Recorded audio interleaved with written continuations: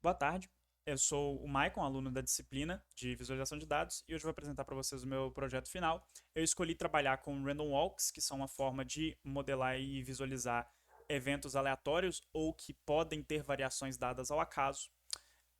Eu escolhi fazer o site nesse formato, onde eu intercalo bastante texto com os gráficos, já que é um assunto relativamente complexo, os dados são todos simulados, são todos aleatorizados. Eu preferi ter uma conversa com o leitor de forma a guiar ele por essa historinha que eu tento contar no site. Bom, os gráficos que eu escolhi, em geral, são principalmente gráficos de linha.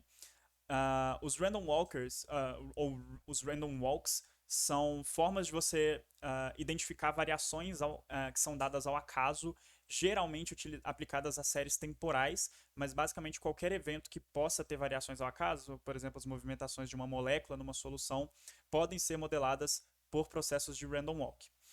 É, no meu caso, já que os dados são gerados, são simulados, eu decidi utilizar dois tipos de algoritmos diferentes para fazer a simulação desses dados para ver se isso geraria alguma diferença na distribuição dos dados. Então eu usei a função random do JavaScript, que gera números aleatórios baseados numa distribuição uniforme, então 50-50, a chance de cada número aparecer é a mesma. E eu testei o algoritmo Perlin Noise, que gera números aleatórios que são próximos uns dos outros, são próximos dos seus vizinhos, eles são muito similares, então gera números mais suaves, curvas mais suaves de números aleatórios. E para visualizar isso, eu escolhi os gráficos de linha porque as random walks são essencialmente processos que você pode visualizar como séries temporais. Então, aqui nos gráficos de linha, que são todos interativos, você pode dar zoom, ver os valores pontuais, passando o mouse por cima, resetar o zoom e alterar os parâmetros de cada gráfico e gerar o gráfico novamente com dados novos. A gente tem no eixo X aqui o valor de n, que é o número de gerações daqueles walkers, e o valor de r, que é o tamanho do passo de cada walker. Então, cada walker, usando esse algoritmo, tem uma chance igual de andar menos um ou mais um numa linha numérica unidimensional. E aqui você pode mudar isso para ser mais 5 ou 6 e por aí vai.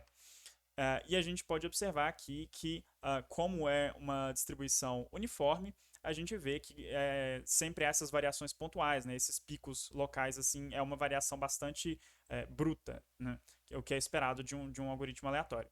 E aí, para mostrar o que a gente pode fazer com técnicas de Creative Code, de programação criativa, eu também fiz algumas imagens estáticas, gerei algumas imagens estáticas e animações que você também pode reiniciar e regerar utilizando esses botões de reset para mostrar como é que é o comportamento do Random Walker, aqui utilizando linhas, para o Random Walker utilizando a função random. E aí, utilizando o algoritmo Perlin Noise, a gente já consegue verificar uma grande diferença dos dois algoritmos de geração de números aleatórios, em que o algoritmo Perlin Noise gera números mais próximos um dos outros. Então a gente vê essas tendências grandes, esses pontos do gráfico, esses pontos na distribuição, onde a gente tem uma grande tendencialidade do Walker só subir por muito tempo, ou só descer por muito tempo, ou só gerar números positivos, só gerar números negativos. Como a função Perlin Noise gera números floats, e aqui eu utilizei os passos como inteiros, o que eu escolhi fazer foi utilizar o número que a função Perlin Noise gera como um parâmetro para fazer uma decisão binária se o Walker devia ter um passo positivo ou negativo baseado no valor de R. E aqui também, visualizações criativas utilizando o Perlin Noise, a gente pode observar de novo que o Walker tem uma grande tendência a seguir na mesma direção por muito tempo antes de se mover, exatamente porque os números aleatórios que o Perlin Noise gera são muito próximos, muito parecidos uns com os outros. E aí, para a gente verificar com réplicas se esse tipo de comportamento se mantém, eu fiz um gráfico onde você pode escolher qual algoritmo você quer utilizar para gerar os dados e novamente, você pode mudar aqueles parâmetros de sempre, né, número de gerações e o tamanho do passo, você também pode mudar o número de walkers que você quer simular. Claro que um número muito grande vai dar uma lagada, os gráficos são pesados, mas se a gente utilizar, por exemplo, a função random, a gente vê que há uma grande concentração de walkers em valores medianos e uma pequena concentração e poucos walkers com valores é, extremos de distâncias percorridas, o que é esperado quando a gente está usando uma distribuição uniforme, a gente espera números mais próximos do centro, uma tendência central maior. Quando a gente usa por Illinois, vai ficar mais fácil de ver com menos walkers, a gente tem bem menos essa tendencialidade. Então a gente tem um espalhamento maior dos walkers no total, a gente não tem essa tendência tão grande deles se concentrarem no centro. O que é característico do algoritmo per Illinois, já que ele tem essas tendências maiores, né? Ele não é aleatório, ele não é igualmente aleatório, né? Os números gerados não têm a mesma chance de serem gerados. A gente também pode usar o random walk, como eu disse, para prever variações dadas ao acaso em eventos utilizando uma fórmula simplificada, que calcula a distância a partir do valor médio daquele evento, né? Baseado na quantidade de gerações e no tamanho do passo daquele walker.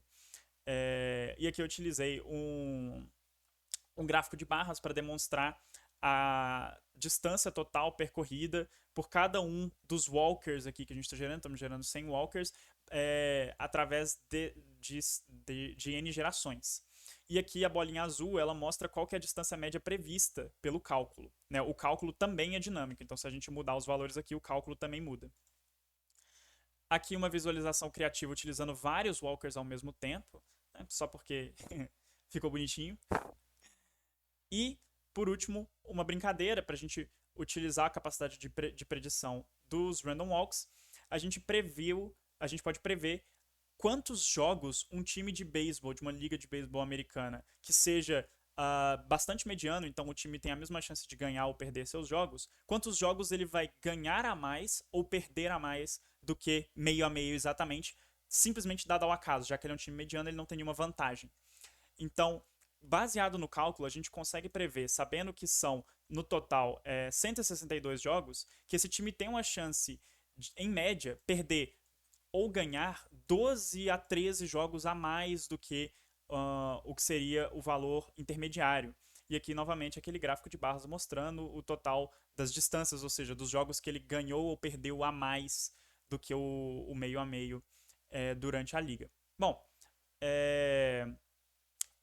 era só isso. Esse é o meu projeto. Eu espero que tenham gostado. E é isso. Muito obrigado.